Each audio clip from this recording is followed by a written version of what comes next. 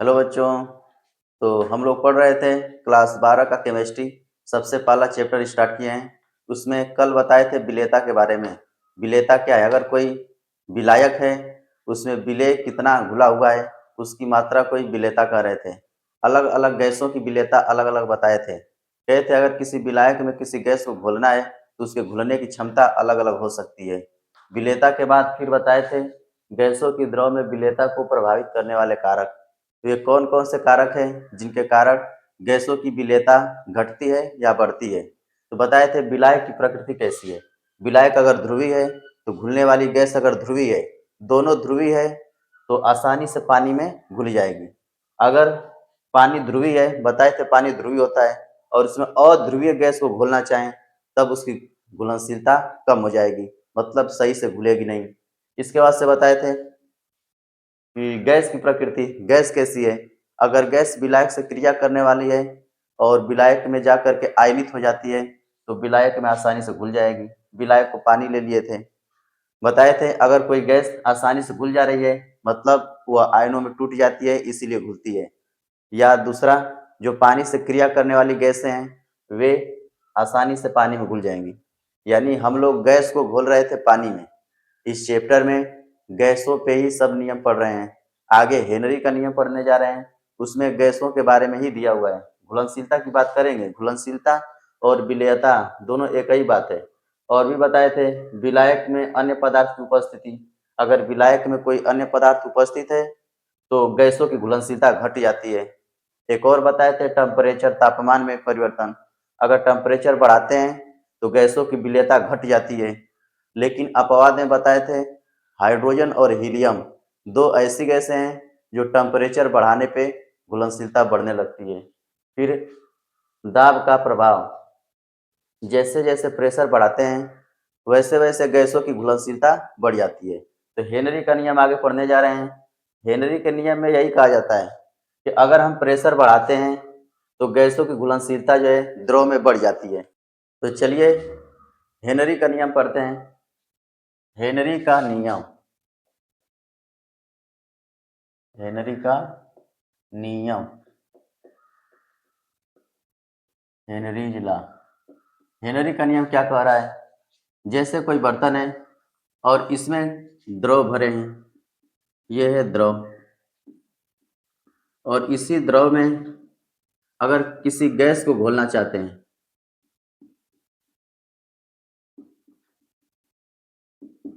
ये गैस है, किसी द्रव में गैस को घोलना हो तो जैसे जैसे गैस के ऊपर प्रेशर बढ़ाते जाते हैं, किसी पिस्टन से प्रेशर बढ़ाएं, जैसे जैसे गैस के ऊपर प्रेशर बढ़ाते जाते हैं वैसे वैसे गैस पानी में घुलना चालू हो जाती है, वैसे वैसे घुलनशीलता बढ़ती जाती है। यानी अगर किसी गैस के ऊपर प्रेशर बढ़ाते हैं तो उसकी घुलनशीलता बढ़ जाती है, वह गैस पानी में आसानी से घुलने लगती है। तो हेनरी का नियम यही कह रहा है, जो गैस की घुलनशीलता है गैस के दाब के समानुपाती होता है। याद रखेंगे टेम्परेचर स्थिर होना चाहिए, टेम्परेचर को स्थिर रखेंगे। तो परिभाषा में ऐसे लिखेंगे, स्थिर ताप पर,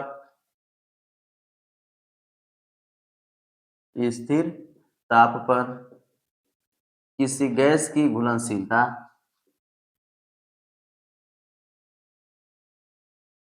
किसी गैस की घुलनशीलता गैस के दाब के समानुपाती होती है। कैसे लिखेंगे? यम समानुपाते पी। पी का मतलब दाब। जैसे जैसे दाब बढ़ाते हैं वैसे वैसे गैस की मात्रा बढ़ती जाती है, मतलब घुलनशीलता बढ़ती जाती है। तो हेनरी का नियम यही कहता है कि अगर किसी द्रव में गैस को घोलना है तो प्रेशर को बढ़ाएंगे तो गैसों की घुलनशीलता बढ़ने लगती है। जैसे यहाँ पे समानुपाते का चिन्ह अगर हटाते हैं तो बराबर लिखना पड़ेगा, कोई ना कोई एक कांस्टेंट मान लिखना पड़ता है। यहाँ पे के ले लिया गया है, के पी, तो यम बराबर लिख सकते हैं के पी। यहाँ पर यम बराबर क्या है? यम बराबर है घुली गैस की मात्रा, घुली गैस की मात्रा, यानी कितनी मात्रा में गैस घुली हुई है। के क्या है? के स्थिरांक है, यह है स्थिरांक, गैस का स्थिरांक है। और पी क्या है? गैस का दाब है, गैस का दाब। अगर कहें हेनरी का नियम क्या है, तो कहेंगे कि स्थिर ताप पर किसी गैस की जो घुलनशीलता है गैस के दाब के समानुपाती है। यानी गैस का दाब बढ़ाएंगे तो घुलनशीलता बढ़ेगी, यानी गैस के घुलने की मात्रा बढ़ेगी। दाब बढ़ाने से घुलनशीलता बढ़ता है, दाब कम करने से घुलनशीलता कम होता है। हेनरी के नियम में ऐसे लिख सकते हैं। एक वैज्ञानिक है डाल्टन, डाल्टन के अनुसार क्या बातें बताई जाती हैं। डाल्टन ने यह बताया, इसको नोट करो पहले।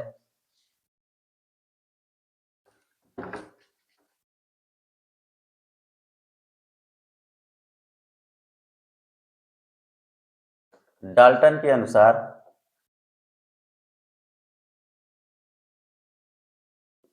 किसी गैस की विलेयता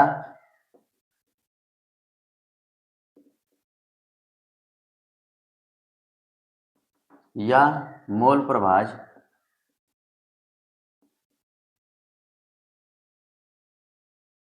गैस के आंशिक दाब पर निर्भर करता है।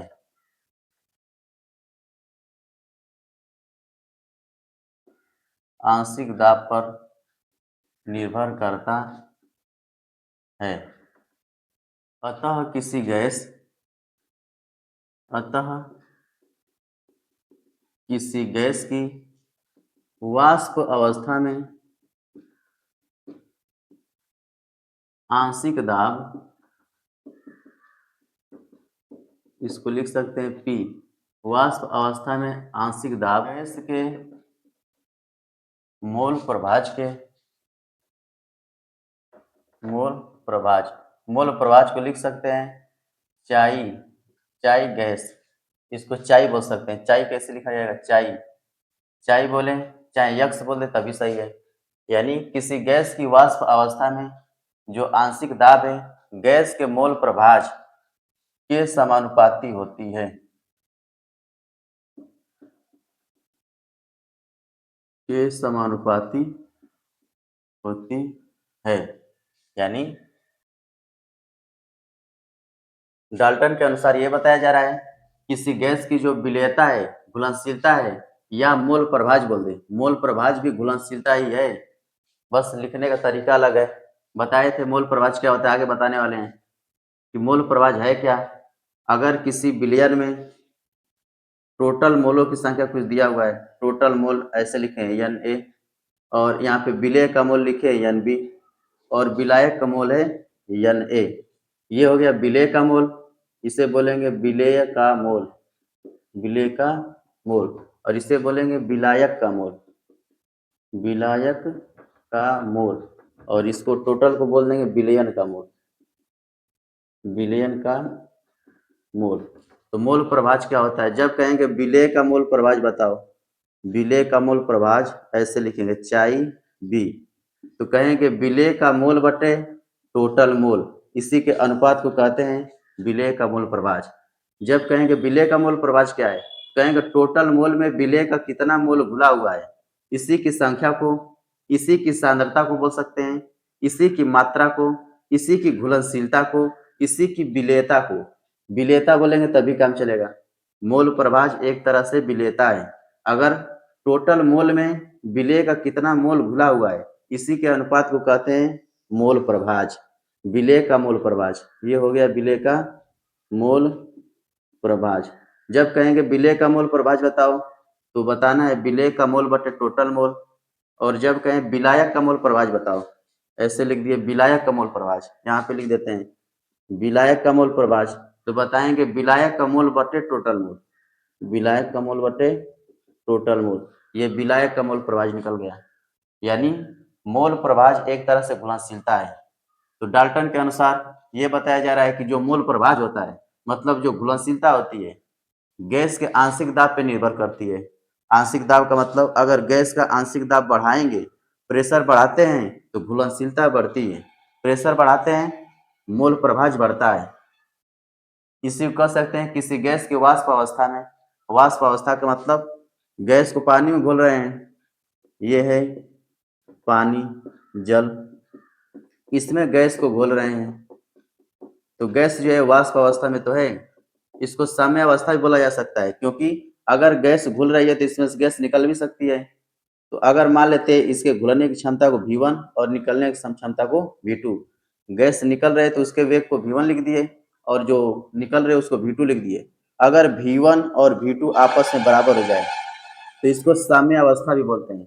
गैस के घुलने की क्षमता और इसमें से गैस के निकलने की क्षमता दोनों अगर मान लेते हैं बराबर हो जाए, दोनों की मात्रा अगर बराबर हो जाए उसे कहते हैं साम्य अवस्था। तो इस साम्य अवस्था पर, किस पर, इस साम्य अवस्था पर यानी कि जो आंशिक दाब लगेगा वह मोल प्रभाज के समानुपाती होगा। इसको अगर नहीं लिखते हैं तभी काम चल जाएगा। बस इतना बोलना है कि अगर, कैसे बोलेंगे कि वाष्प अवस्था में आंशिक दाब P गैस के मोल प्रभाज के समानुपाती होती है। तो आंशिक दाब लिख देते हैं P और समानुपाती होती है मोल प्रभाज के।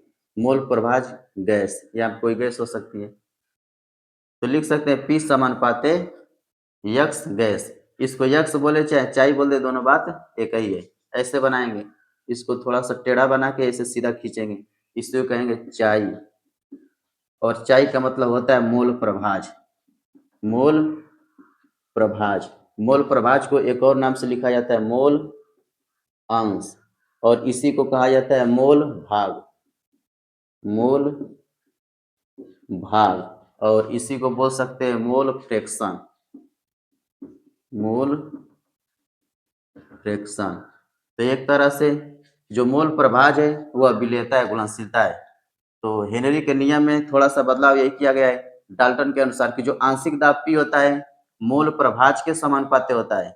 अगर समानुपाती का चिन्ह हटाते हैं तो कोई ना कोई कांस्टेंट मान लिखना पड़ता है, कोई ना कोई स्थिरांक लिखना पड़ता है। तो यहाँ पे स्थिरांक लिया गया KH। KH का मतलब हेनरी स्थिरांक, और ये है चाई गैस, यानी P बराबर हो गया KH चाई गैस। अगर कहें हेनरी स्थिरांक बराबर क्या होगा तो चाई गैस को इधर लिख देंगे, हो जाएगा P बटे चाई गैस बराबर KH, जहां KH क्या है, हेनरी स्थिरांक है। यहाँ पे ऐसे लिख सकते हैं, जहां पे जहां KH बराबर हेनरी स्थिरांक है और P क्या है, P है आंशिक दाब, गैस का आंशिक दाब, और यक्स क्या है, यक्स गैस, ये है मोल प्रभाज। मोल प्रभाज। तो ऐसे यहाँ तक लिख सकते हैं। यानी हेनरी का नियम पूछा जाता है, बहुत ही महत्वपूर्ण है। तो हेनरी के नियम में बता सकते हैं कि जो आंशिक दाब होता है गैस के मोल प्रभाज के समानुपाती होता है, और यहाँ तक लिख सकते हैं। इसको नोट करें। आगे लिखते हैं हेनरी के नियम की सीमाएं। सीमाएं कौन सी हैं?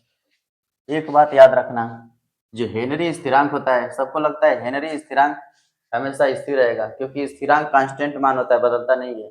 लेकिन कांस्टेंट यानी कि स्थिरांक भी बदलता है।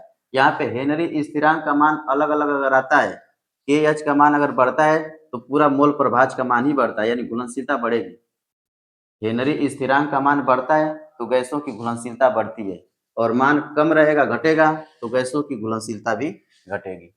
अगला देखते हैं हेनरी नियम की सीमाएं क्या है। हेनरी के नियम की सीमाएं, तो यहाँ पे लिखेंगे हेनरी के नियम की सीमाएं। हेनरी नियम की सीमाएं निम्न शर्तों पे निर्भर करती है। निर्भर करती है। लिमिट क्या है, सीमाएं क्या है, कहाँ तक हेनरी का नियम काम करता है, कहाँ नहीं करता है। सबसे पहला है दाब बहुत अधिक न हो, यानी दाब बहुत अधिक नहीं होना चाहिए। अगर प्रेशर बहुत ज़्यादा बढ़ा देते हैं तो हेनरी का नियम काम नहीं करेगा, गैस पानी में नहीं घुलेगी। दूसरा, ताप बहुत कम ना हो। ताप बहुत कम न, ताप बहुत कम नहीं होना चाहिए। यानी टेम्परेचर कम किया जाता है, प्रेशर बढ़ाया जाता है, तभी हेनरी का नियम काम करता है। जैसे कोल्ड ड्रिंक बनाते हैं तो पानी में CO2 को घोल रहे हैं तो प्रेशर को बढ़ा दिया जाता है, प्रेशर बढ़ा करके उच्च दाब पे और टेम्परेचर को कम रखते हैं। उच्च दाब पे और निम्न ताप पे बोतल को पैक किया जाता है जिसमें CO2 गैस को डाला जाता है। यानी टेम्परेचर कम तो होता है लेकिन बहुत कम नहीं होना चाहिए। प्रेशर बढ़ा के भरा जाता है गैस को, लेकिन बहुत ही ज़्यादा प्रेशर नहीं होना चाहिए। और अगला है गैस विलायक में गैस विलायक में बहुत कम घुलनशील हो।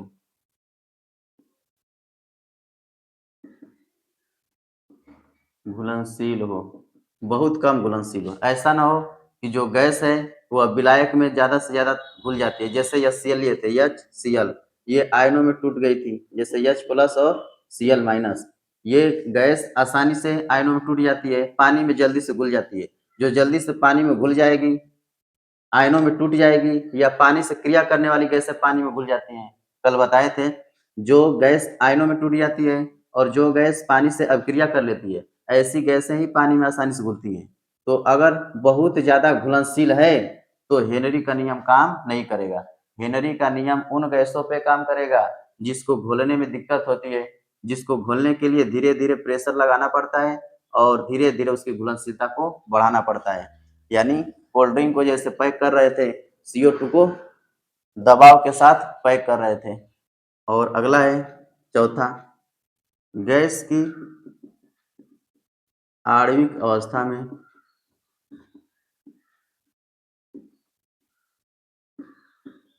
घुलने के बाद कोई परिवर्तन न हो। ऐसा न हो कि गैस घुलने के बाद से अपने अणु की अवस्था में परिवर्तन कर दे, दूसरे रूप में बदल जाए। अगर परिवर्तन कर देती है तभी गैस नहीं घुल पाएगी। यानी हम लोग देखे हैं कि दाब बहुत ज़्यादा बढ़ाएंगे तो हेनरी का नियम काम नहीं करेगा। टेम्परेचर को बहुत कम कर देंगे तब भी हेनरी का नियम काम नहीं करेगा। गैस विलायक में बहुत कम घुलनशील हो। एग्जाम्पल लिख सकते हैं, जैसे HCl, NH3 गैसें जल में घुलनशील होती हैं, घुलनशील होती हैं, अतः हेनरी का नियम काम नहीं करेगा। यानी जो गैसें आसानी से घुल जाती हैं, HCl यानी H3, ये गैसें जल में आसानी से घुल जाती हैं, तो इस पे हेनरी का नियम काम नहीं करेगा। जैसे हम लिख लेते हैं, HCl यानी H3 गैसें बेंजीन में C6H6 बेंजीन में कम घुलनशील होती हैं, कम घुलनशील होती हैं, अतः इस पर हेनरी का नियम काम करेगा। अतः हेनरी नियम काम करेगा। यानी ये बेंजीन जो है अध्रुवी है, ध्रुवीय गैसें अध्रुवी में घुलना नहीं चाहेंगी, लेकिन ध्रुवीय गैसें ध्रुवीय विलायक में घुल जाती हैं, मतलब जल में घुल जाती हैं। जो जल में घुल जाएंगी, जिसकी घुलनशीलता अधिक होगी, उस पे हेनरी का नियम काम नहीं करेगा, और जो घुलना नहीं चाहेंगी इस पे हेनरी का नियम काम करेगा। अब हेनरी के नियम के अनुप्रयोग पूछा जाता है, उसको देख लेते हैं। तो हेडिंग लिखते हैं, हेनरी के नियम के अनुप्रयोग।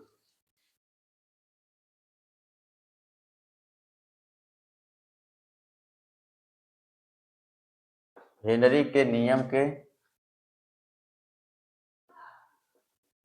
अनुप्रयोग पहले सुन लेते हैं, अनुप्रयोग क्या है।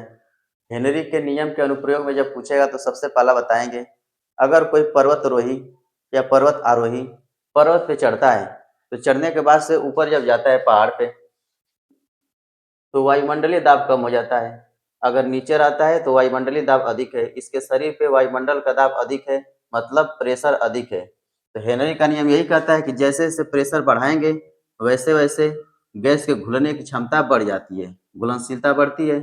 जैसे लिखे थे P समानुपाते ऊंचाई गैस, जैसे जैसे प्रेशर बढ़ाते हैं वैसे वैसे घुलनशीलता बढ़ती जाती है। तो जमीन पे अगर रहते हैं तो हमारे शरीर पे प्रेशर ज़्यादा है, तो खून में ऑक्सीजन की घुलनशीलता बहुत ज़्यादा है। लेकिन जब ऊपर चले जाते हैं पर्वत पे, तो वायुमंडलीय दाब कम हो जाता है, प्रेशर घट जाता है। जब प्रेशर घट जाएगा तो ऑक्सीजन की घुलनशीलता भी घट जाती है।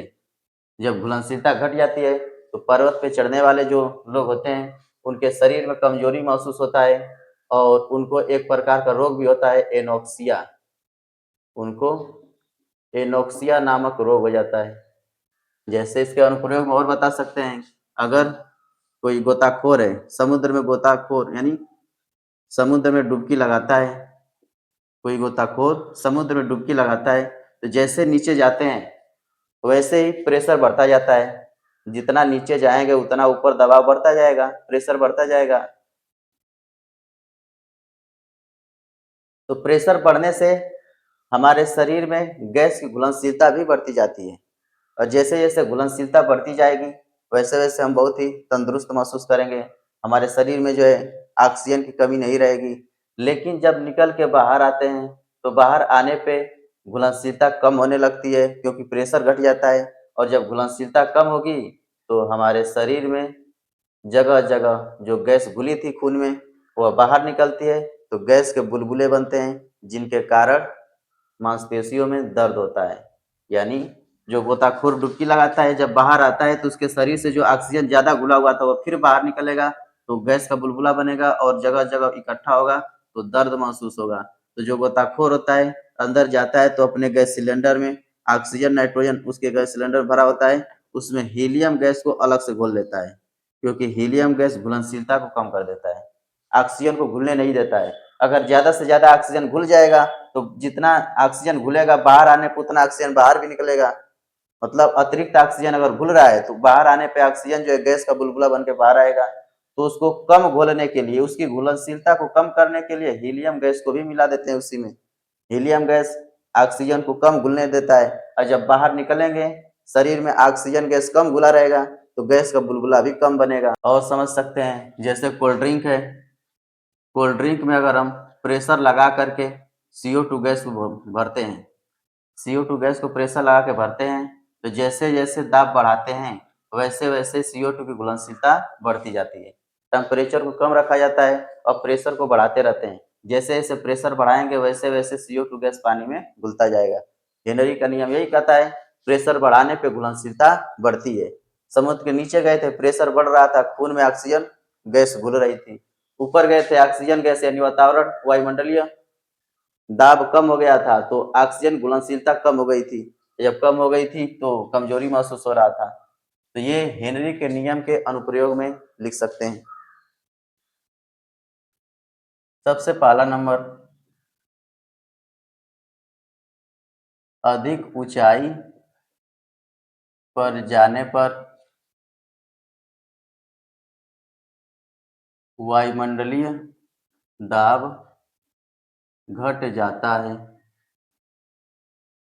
जिसके कारण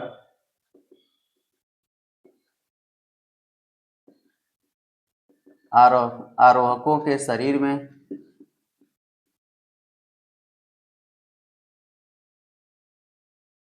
ऑक्सीजन की घुलनशीलता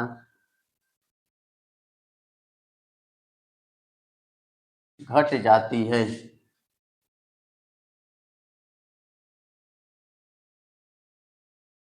जिसके कारण उनके शरीर में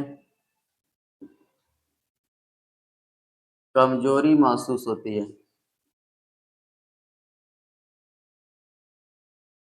तथा उन्हें एक प्रकार का रोग भी हो जाता है, एनोक्सिया।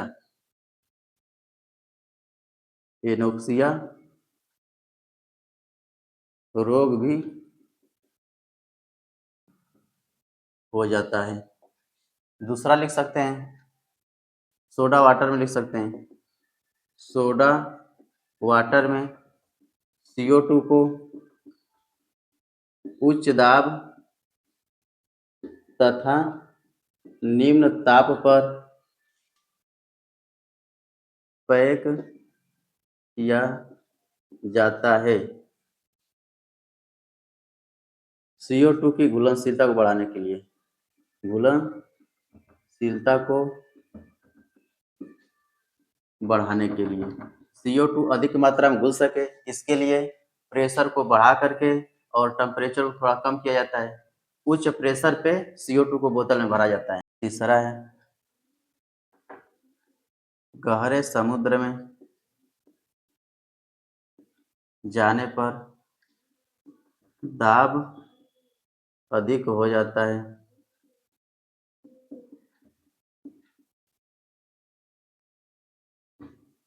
जिसके कारण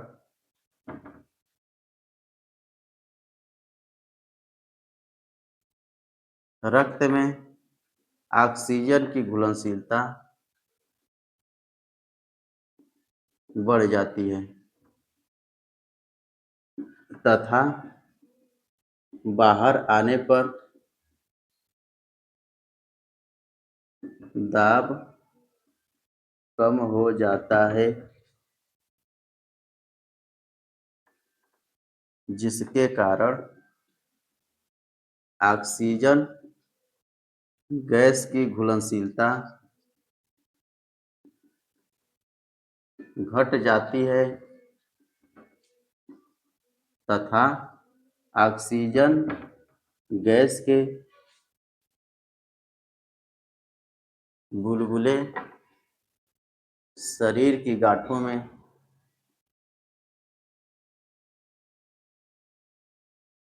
इकट्ठा होते हैं या लिख सकते हैं बाहर निकलते हैं,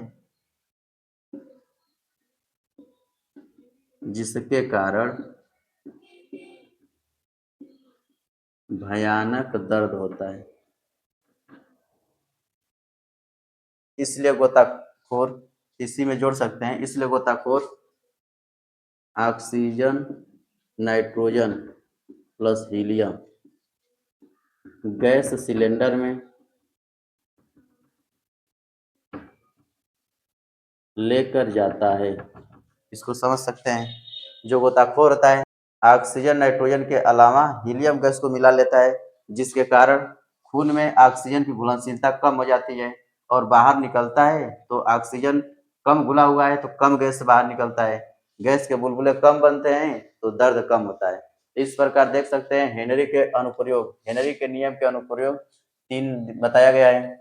अगर पूछता है हेनरी का नियम क्या है तो नियम लिखेंगे और उसी में पूछ देगा अनुप्रयोग बताइए, तो अनुप्रयोग में ऐसे पॉइंट करके लिखा जा सकता है। अधिक ऊंचाई पर जाते हैं वायुमंडलीय दाब कम हो जाता है, तो जो आरोहक होते हैं उनके शरीर में ऑक्सीजन की घुलनशीलता घट जाती है तो उनको कमजोरी महसूस होती है, कमजोरी महसूस होने के कारण उसको एक प्रकार का एनोक्सिया रोग भी हो सकता है। ऐसे सोडा वाटर में जब CO2 को उच्च दाब पे भरते हैं तो घुलनशीलता बढ़ जाती है। हेनरी का नियम कहता है कि प्रेशर बढ़ाएंगे तो घुलनशीलता बढ़ेगी। आगे गहरे समुद्र में जाने पे दबाव अधिक होता है, प्रेशर बढ़ने लगता है, जिसके कारण हमारे खून में ऑक्सीजन की घुलनशीलता बढ़ जाती है। लेकिन जब बाहर आते हैं तो दबाव कम पड़ जाता है और जब दबाव कम हो जाता है तो हमारे शरीर में गैस की घुलनशीलता घट जाती है। जब घुलनशीलता घट जाती है तो जो एक्स्ट्रा में ऑक्सीजन शरीर में घुला हुआ था, मतलब खून में घुला था, वह गैस के बुलबुले के रूप में बाहर निकलता है, जिसके कारण शरीर की गांठों में दर्द होता है। तो गोताखोर करता क्या है, जो गैस सिलेंडर में गैस भरा हुआ है उसमें हीलियम गैस अलग से मिला लेता है ताकि ऑक्सीजन की घुलनशीलता कम रहे और बाहर आने पे गैस के बुलबुले कम निकलें और शरीर में कम दर्द हो। इस प्रकार से हेनरी का नियम जो है समाप्त हो चुका है। धन्यवाद।